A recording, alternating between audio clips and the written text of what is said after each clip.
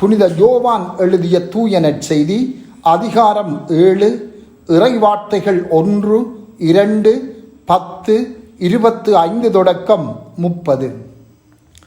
அக்காலத்தில் இயேசு கலிலேயாவில் நடமாடி வந்தார். யூதர்கள் அவரை கொல்ல வழி தேடிக் கொண்டிருந்ததால் அவர் யூதேயாவில் நடமாட விரும்பவில்லை. யூதர்களின் கூடார விழா அண்மையில் நிகழ இருந்தது. தம் சகோதரர்கள் திருவிழாவுக்கு போனபின் இயேசுவும் சென்றார். ஆனால் அவர் வெளிப்படையாக அன்றி மறைவாகச் சென்றார்.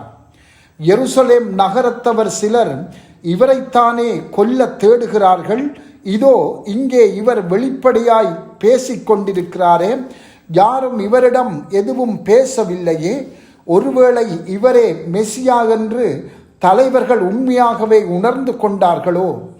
ஆனால் மெசியா எங்கிருந்து வருவார் என்பது யாருக்கும் தெரியாமல் அல்லவா இருக்கும்? இவர் எங்கிருந்து வருகிறார் என்பது நமக்கு தெரியுமே என்று பேசிக்கொண்டனர்.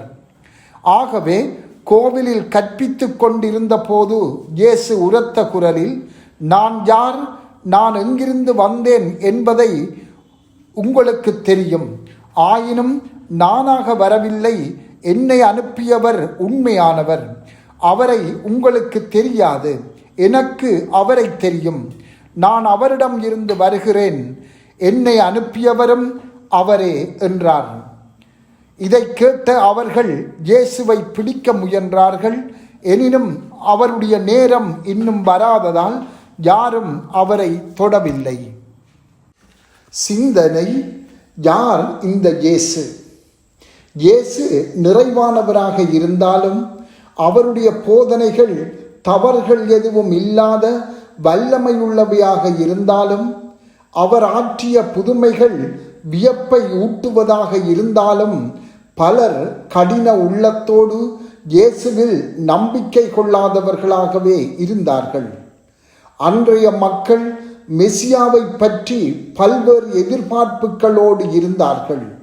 சிலர் ஒரு மறைபொருளான விண்ணக வடிவத்தோடு வருவார் என்றும், இன்னும் சிலர் ஓர் அரசியல் தலைவராக வருவார் என்றும், மற்றும் சிலர் அவருடைய பிறப்பிடம் பற்றி எதுவும் தெரியாதவராக திடீரென வருவார் என்றும் எதிர்பார்த்தனர்.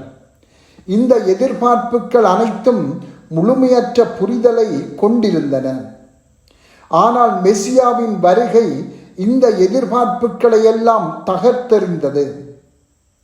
நசரேத்து என்ற சாதாரண எளிய கிராமத்தில் வளர்ந்த, இஸ்ரேல் மீது ரோமையர் கொண்டிருந்த ஆக்கிரமிப்பை வீழ்த்த எந்த இலட்சியமும் இல்லாத ஓர் ஏழை தச்சராக அவர் வந்தார். ஆயினும் அவர் புதுமைகள் ஆற்றினார்.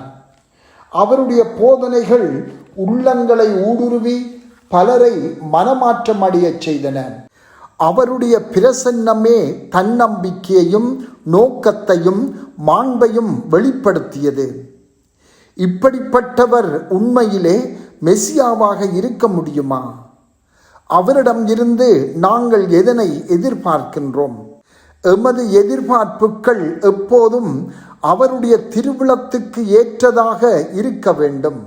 அதாவது அவருடைய இறுதி திட்டம் நமது மீட்புக்கானது என்பதை அறிந்து நாம் எப்போதும் எமது எதிர்பார்ப்புகளை அவரது திருவுளத்தோடு இணைத்து கொண்டு செல்ல வேண்டும். இன்றைய நற்செய்தியில் வருகின்ற குறிப்பிட்ட குழுவினர் மெசியா உடனடியாக தோன்றுவார் என்றும், அவர் எங்கிருந்து வருவார் என்பதை யாரும் அறிய மாட்டார்கள் என்றும் நம்பினர். ஆனால் இவர் எங்கிருந்து வருகிறார் என்பது நமக்கு தெரியுமே என்று சொல்லி இயேசுவில் நம்பிக்கை கொள்ள மறுத்தனர். இவர்களைப் போலவே நாமும் கடவுளை பற்றி சில எதிர்பார்ப்புகளை கொண்டிருப்பது எளிது. அவை நிறைவேறாத போது நாம் சந்தேகம் கொள்ள, குழப்பமடைய அதுவே வழிவகுக்கும். இதுவே பரிசேயர்கள் மட்டிலும் நடந்தது. அவர்கள் எதிர்பார்த்தது போல மெசியா இருக்கவில்லை என்பதனால் அவர்கள் இயேசுவை நிராகரித்தனர், குழப்பமடைந்தனர். எனவே நாம் கிறிஸ்துவின் சீடர்கள் என்றால் அவரே நமது மெசியாவும் ஆண்டவரும் என்று நாம் ஏற்றுக்கொண்டால் அவரை பற்றி தவறான எதிர்பார்ப்புகளை உருவாக்கி கொள்வது தவறு என்பதை உணர வேண்டும். இதற்கான மருந்து நற்செய்தியை நோக்கி திரும்பி இயேசு சொன்னதை நம்புவதே ஆகும். அவர் என்ன சொன்னார்? தாம் தலைமை குருக்கள், மறைநூல் அறிஞர்கள், மூப்பர்கள் இவர்களால் பெரிதும் துன்பப்பட்டு சிலுவையில் கொல்லப்படுவேன் என்றும் 3ஆம் நாள் உயிர்த்தெழுவேன் என்றும் சொன்னார். இது உண்மையில் நடந்ததுமாகும். நாம் இயேசுவை பின்பற்றும் போது வாழ்க்கை எளிதாகவும் வசதியாகவும் இருக்கும் என்றும் நாம் அனைவராலும் அன்பு செய்யப்படுவோம் என்றும் இயேசு வாக்களித்திருக்கிறாரா?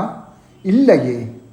அவருக்கு ஏற்பட்ட கதியே நமக்கும் ஏற்படும் என்றும் வாழ்க்கையில் நாம் சிலுவைகளை ஏற்றுக்கொண்டால் இறுதியில் இயேசுவின் உயிர்ப்பில் வெற்றி பெறுவோம் என்றுமே அவர் சொல்லியுள்ளார்.